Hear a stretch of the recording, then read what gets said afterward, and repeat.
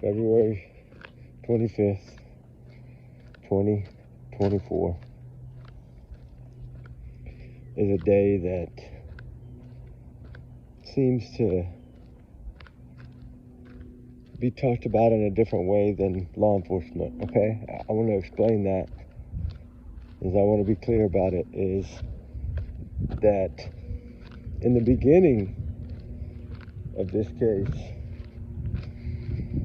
we know that she reported this child missing on the 26th, okay, of February. That morning, 6:33 a.m., Katie Proudfoot and Chris Proudfoot were on a three-way call, and they contacted dispatch, which they said they didn't want to even go around and go do through dispatch and all that and wait, but that's what they ended up doing anyway. Like I told y'all, it's the same call centers. 911 is the same as any of them. They're all going to take time. But that's not what we're worried about. Time's not what matters here, because the time to them is off. Because law enforcement made it really, really crystal clear that they changed the date to February 25th. Okay, that's the day. February 25th is a day that Katie says, always, Sunday, the day before he went missing. Okay. That's what she says about that Sunday. That's the day before he went missing. Law enforcement is saying, hold on, Katie Proudfoot, you're not right. He went missing on the 25th. Because to them, I believe that's what they think now. I really do. The more I've researched, the more I've talked to people, the more I've reached out, the more questions I've asked, thousands of questions, and maybe got a handful answered. But if you really stop and think about it, you really think about the importance of law enforcement timelines, dates, just like the Celeste Rivas case. They're trying to figure out timeline, right? That's the most critical. Here, we have that. They're telling us that the last time this child was seen, in their opinion, was February 25th, not 26th. So which means anything at midnight, what she's saying, they don't believe that. They don't believe anything she's saying, because her timeline starts at midnight, remember? When they got off the call. It had to be between midnight and 6 a.m. That's what Katie and Chris say. Always. Well, according to the FBI and the law enforcement, this child was never seen on the 26th. Not once. Not one sighting. Not one peep. They can't confirm one proof of life, one nothing on the February 26th. They can't prove anything that this child was seen. They can't even prove the child was home on the 26th. They can't prove any of that. They're saying that whatever happened on the 25th. That's what they're telling us. And I don't think a lot of us are really looking at it in that way. That the importance of this is, if we look at any investigation, the importance is timeline, right? Although she reported this child missing on the 26th, law enforcement has contradicted everything she said, including the number one thing she said when this kid vanished. She said Sunday was fine. It was a calm day, normal day, just like any other day. No different. Sunday was no different than any other day. But although it was a fun-filled day, she said, when she woke up, spaghetti pancakes and all that, but it was a calm day, remember? It was just a normal day. So normal, if we take her word for normal, then she gets up every morning and makes spaghetti pancakes. I don't believe that. I don't believe there was one calm thing about that day at all. How do you sit here and say you're calm, okay? A calm day. How do you sit here and say you're calm, and we watch that Texas Roadhouse footage and think differently? You were not calm whatsoever. You were nowhere near calm. You might have been the whole morning and all the hours before that dinner. But when you say it was a calm day, that means all day. So if we really look at the calmness of Katie Proudfoot, can we really say Katie Proudfoot is calm? Was a calm day? Or do we look at that Texas Roadhouse footage and look like somebody about to have a damn panic attack? That's what I see. I see someone that was about to do something that down deep she really didn't want to do. That's what I see. I see someone that most likely was probably saying, I hope it's not dark yet, I hope it's not dark yet. I think in her mind, that video, what we see is a mother that's about to make a choice between a son and a husband. That's what I think. I think that is a choice of a mother about to make that particular choice between choosing her husband over her own son. That's what I think that was. That's what I think the demeanor was. That's what I think her actions were. I don't think it was what people think it is. I think it was, she was going through something that she didn't really, evidently, even really want to do. It looks like to me, the more I look at this, right? I know this might be a shock to some of y'all, but I'm just saying.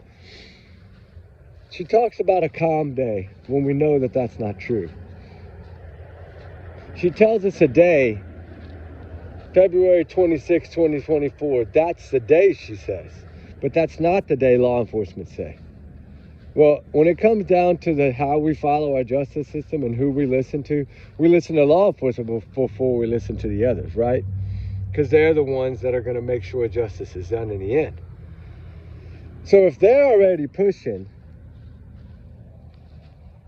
that this child was not there on Monday at all, which means midnight, which means he could not have slept there, which means he didn't fall asleep there, which means he didn't take out the trash there.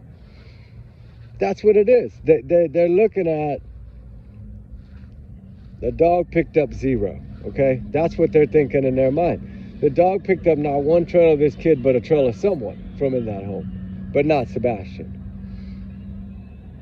So then I think, okay, if that's what they're telling us, then is that why he didn't make a big deal of the flashlight video? Because Eric Craddock really didn't make a big deal about it. He just said it could play a role down the road. As we get into the investigation, it could play a role, right? That role that I think it was going to play, I think the reason they didn't look at it as a big deal is because they even thought that that was a setup, a dummy run, a blank, however you want to look at it. Right? Like, I think they think that was, or they might even know that was just a bullshit, right? A bluff. Trying to make it look like this kid ran away. That's what I think.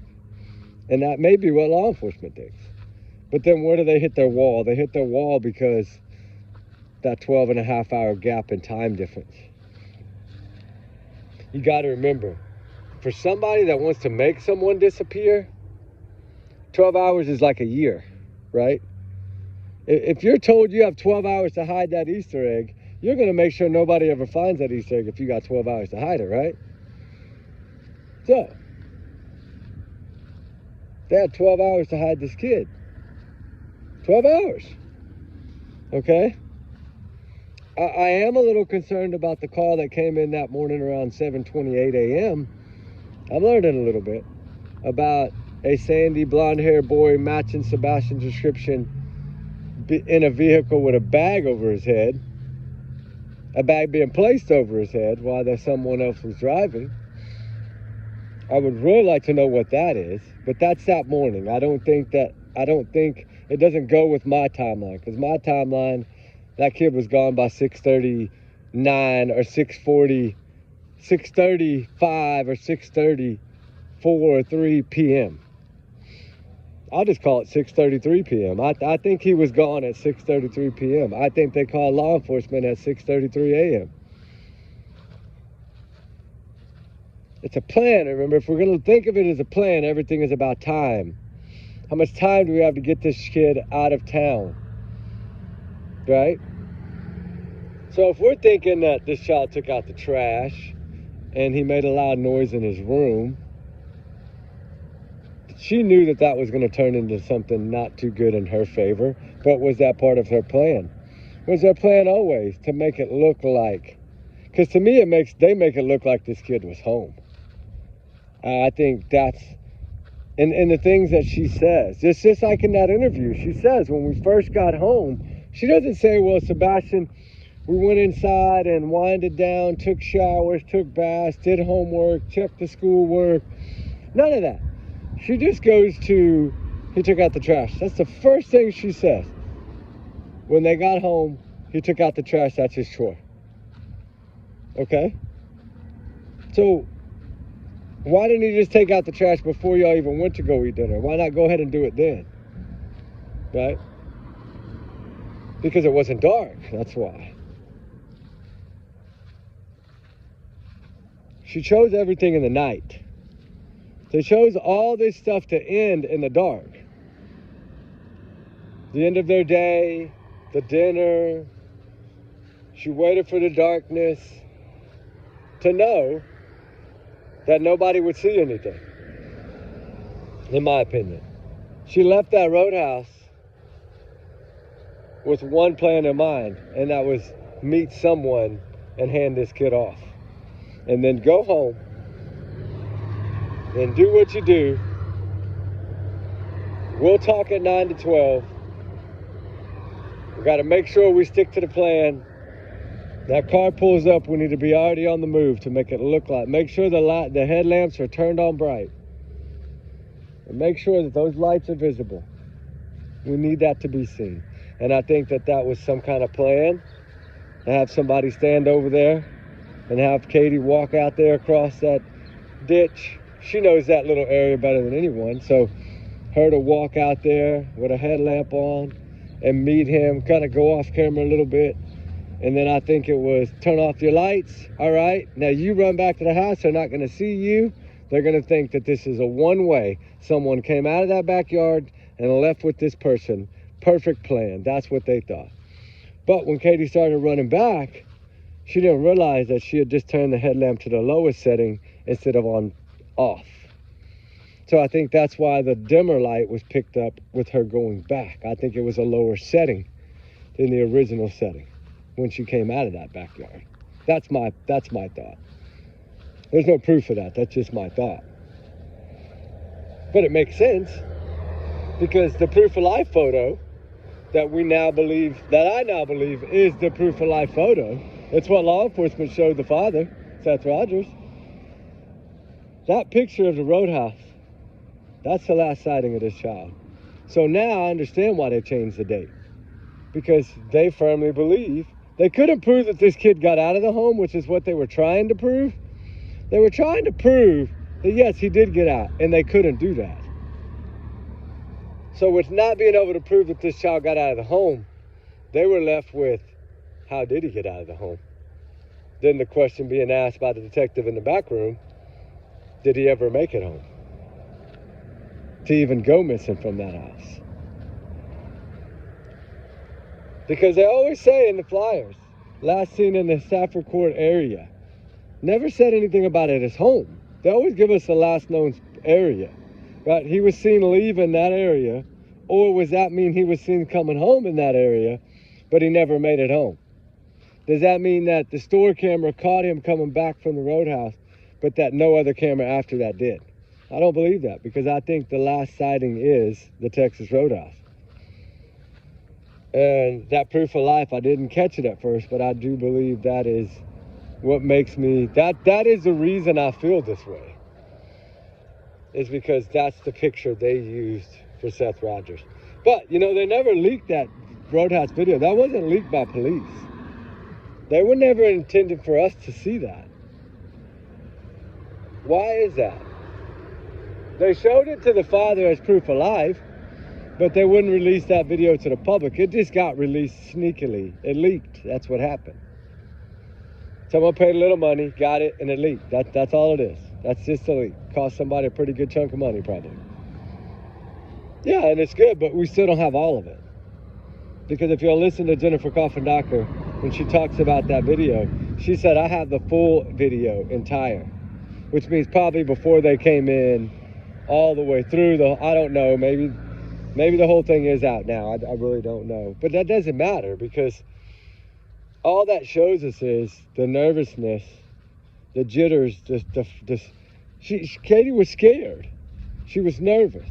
She looked like somebody that was about to do something that could get her in trouble. That's what it looked like. Like, I'm about to make a worst decision of my life type attitude. That's what I got from that. And I think that they thought, okay, if we do it after dinner and make it look like he got home, they'll be looking for him in the neighborhood and not where they left him. And that's why I think she slipped and said she believed that he was outside the search area, because I think she realizes that wherever she handed this kid off was outside that search zone. Which means in her mind, she knew all along that he was never inside that search zone. Right? That's how I see it.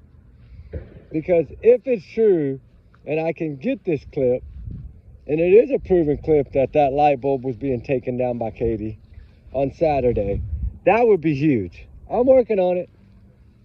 Somebody probably get it before me because I'm little, but it's all right. These are the kind of things that we need to leak. These are the kind of things that need to fall out. So then we can see her on that little step ladder or whatever ladder that thing is they said with the yellow and blue. That ladder that she gets on to get the light down.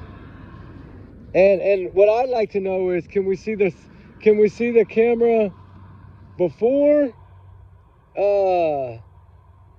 Can we see the camera before? That way we can like see if the light bulb was burning Friday or what? Hey, y'all know the mystery Scooby-Doo van? It just pulled up. Look. The Scooby-Doo mystery van. I'm standing out here doing a video with y'all right now, and I'm not joking. It just pulled up on a flatbed right here. That's the Scooby-Doo mystery machine. Isn't that crazy of all days? We're sitting here talking. I'm just talking because I had to come to town and eat with my mom and do some things. And I'm like, there it goes, bye, the mystery machine. Isn't that so cool? And we got to see that. I used that on a thumbnail a long time ago for Sebastian Rogers' photo. But it was in Austin, Texas. And now it's down in Souther, Texas. That's weird. Maybe they're just moving it around, I don't know. But it's pretty neato, because I just saw it not too long ago in Austin. So evidently they're just kind of, maybe it's making a parade round or something, I don't know. That is pretty interesting. Sorry to get sidetracked, but I just thought it was cool. I thought y'all might want to see that. Like the Scooby-Doo machine is coming back. No, it's got, wonder what's on the other side of it. Y'all want to see it? Here. I'll just hold the camera like that, like I'm not looking. Here it comes. Yeah, that's the Scooby-Doo van. That is so cool. That is so cool, right? That is too cool. All right, anyway. With that said, y'all got to see the Scooby-Doo van, which is pretty neato. I'm fixing to head home anyway, but I did want to just come out and say, I'm really trying to put this thing together, and I really, what I see in that Roadhouse video is different. I'm trying to look at this from a different point of view now, and I do see where it could be nerves, right? I am thinking outside the box. A lot of people wouldn't look at it that way, but I do. I look at it as like she was somebody that was about to do something she was going to regret, right? That's what I see. I can't help it. It's what I see. But with that said, yeah, I'm going to walk over here. I like this area. It's got like some cool little stuff in this area, little water area and stuff, and I come here a lot, but it's because my mom lives right down the road here too, so I do come here a lot to see her. But you know, I'm just ready for something solid to come out of this case. Like, I know they got something solid. They wouldn't be holding, they still wouldn't be getting search warrants and doing all these things if they didn't have something they were close to. They're close to answers, guys. If not, they got them maybe by now. And I mean, it's like one of these things that we're just going to see. It's like when you least expect it, that's when it happened. Like, you least expect it, then they're going to be on the front page plastered all over social media tomorrow saying they're arrested. That's when everybody's going to be like, whoa, right? And they'll be like, see, We knew we needed to stick on this case that eventually it would be solved. I think it will be. I think they're close. I think that when warrants back to back like that, less than 2 months apart, tells a lot. It's hard enough to get one a year later, much less two. So something gave them new probable cause that a crime was committed. And that's why they were able to get him. So, of course, we all want to know what the heck that probable cause is. I would love to know that right now. But, of course, we're not going to know that. It's sealed. But it's good that it's sealed. And this is the point that I was trying to make about clearing people. All those things that are sealed, right? If they clear these parents, those parents have access to that, to what they have sealed, because they're the parents. So if they don't clear them, they can't get access to that. And I would like to know whose eyes are really the ones seeing this new stuff.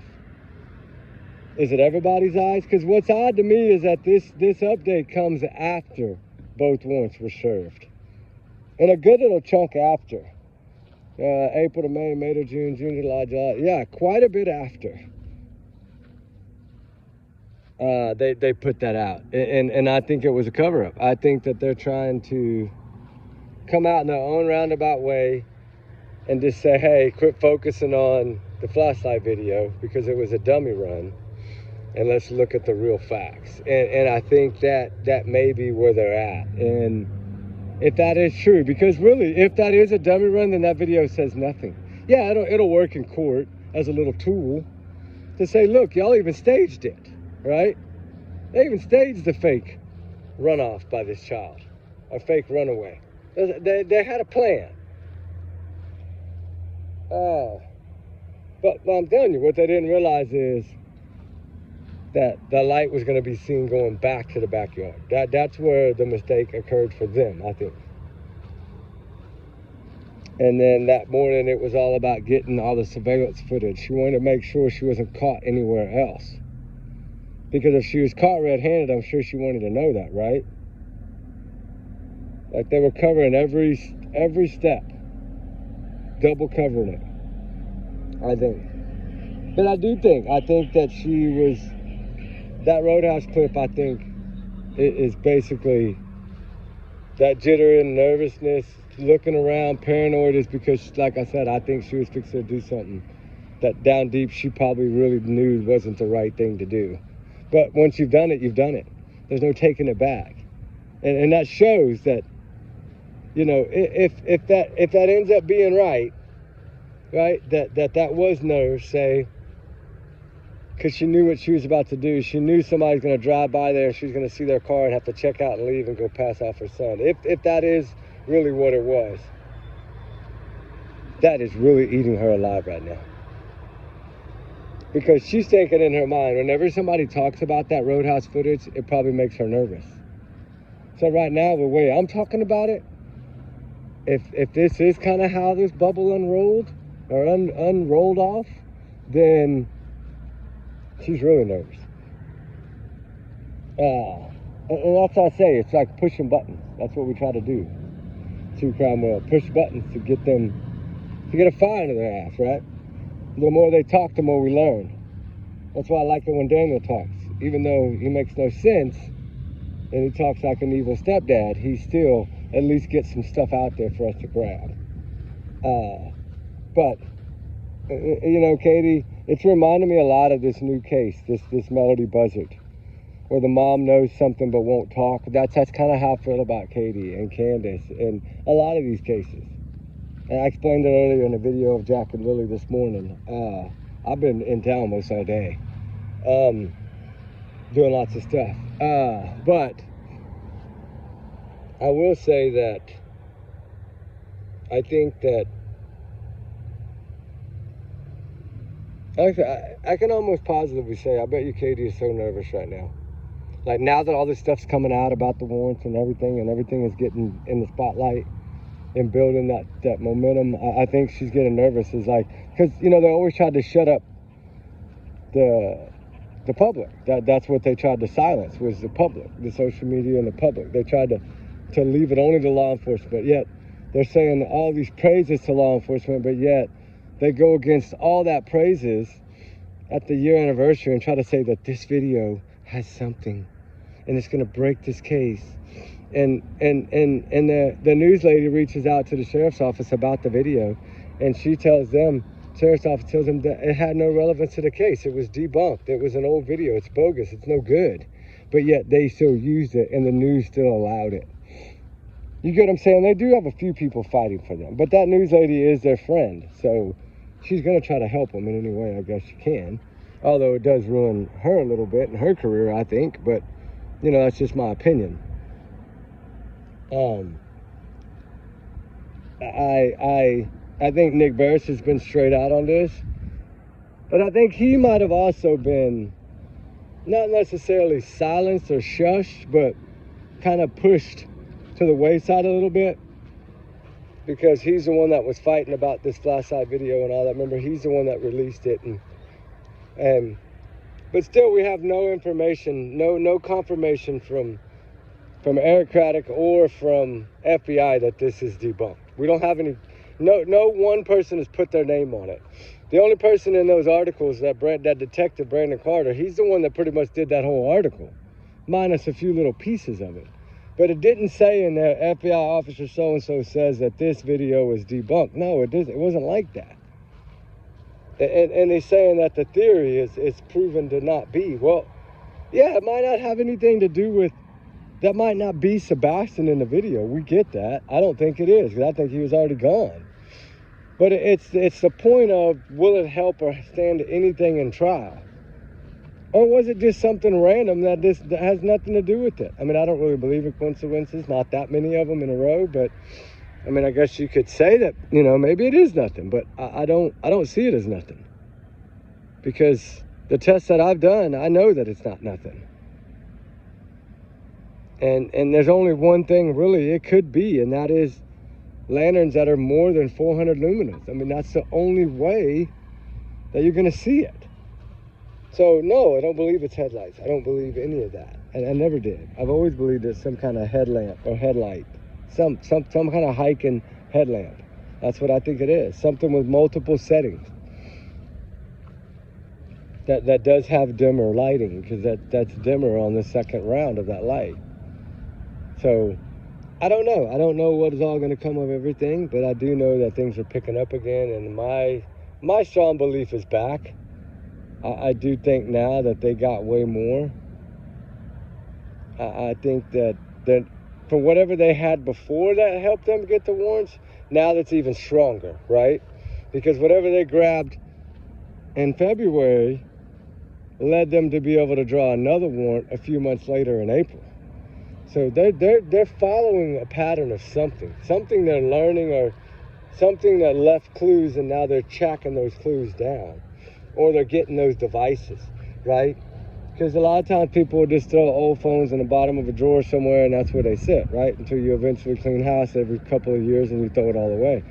So was all their old phones there, right? They look like, I don't think they would throw away stuff like that. They'd be too nervous. I think they would keep it, thinking that they're out of the way, the law enforcement's not looking at them, and they keep all that stuff. And then thank God, hopefully they did keep it all, and hopefully law enforcement was able to get it all.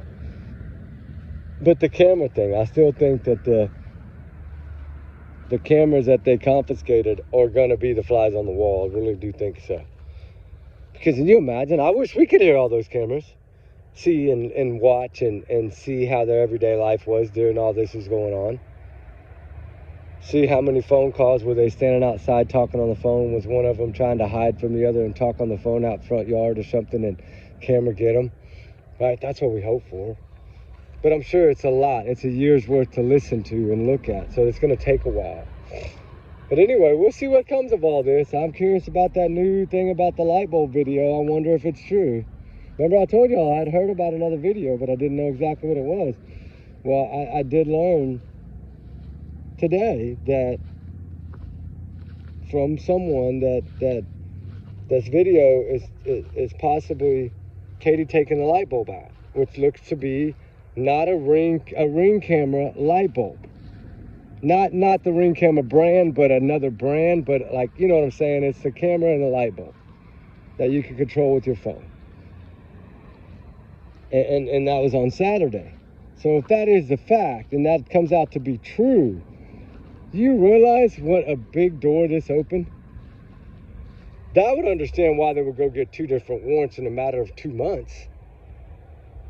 Because if they found out there was cameras there, they took those old cameras to try to link any of those old accounts. I see what they're doing, and I think that's what they're doing. I think they're busted, guys. I really do. I think that something did it. I don't know what it is. If it's a guy that wasn't talking and wasn't cooperating, and he finally did, from what I'm hearing, give them some stuff that they needed, wow, pat himself on the back. I'm mad that he held out a year, but you know what? It's better than not giving this stuff forward. Because evidently there was someone that wouldn't cooperate and wouldn't talk and wouldn't let their property be looked at. I don't know who this person is, because I don't know, but someone there in that area would not allow their home to be searched or their cameras or anything. Allegedly. This is what I was told. And then allegedly, a couple of months ago, back in February, beginning of February, he gave footage. And evidently, I don't know what house it would be, because it would have to be facing there, at least from down the street or somewhere you could see that driveway of their home. Yeah, I guess it could be one of any of those cameras. There's a lot of cameras on that road, so. But to be able to see that it's her taking a light bulb down with a blue and yellow stepladder or something like that. I don't know. Like I said, that's why I said take it as a grain of salt right now. But if this pans out, hey, all these other things that they've been telling me popped out to be true. So hopefully it is. Hopefully they do have something like that. Because that would explain to me why they're doing what they're doing. Because something has fired them up enough to get warrant after warrant like that. After a year. That's pretty tough. That means they're chasing a rabbit, and they got him by the tail. They just haven't pulled him in yet. That's what I think. And we'll find out. But you know, wouldn't y'all like to be that fly on the wall? I should title this video Fly on the Wall, right? Whatever they're doing in those cameras and confiscated, I think it's going to lead them to something really good. We'll see. Anyway, guys, y'all have a good one. Trigger one as always. God bless y'all. We love y'all. Y'all's opinions and y'all's comments. Y'all's know not to affect the channel. We do our research together, because we're all big on that family. Everyone is innocent until proven guilty in the court of law. We know that until sentencing. We're not here to say anyone's guilty. We don't have no proof of that yet. Nobody been arrested yet. But do I think it's in the works? You're damn right I do now. So we'll see what happens. But allegedly, like I said, take it as a grain of salt. Just my opinions and thoughts and theories and speculations and free speeches. But anyway, prayers for Sebastian Rogers. Talk soon, guys.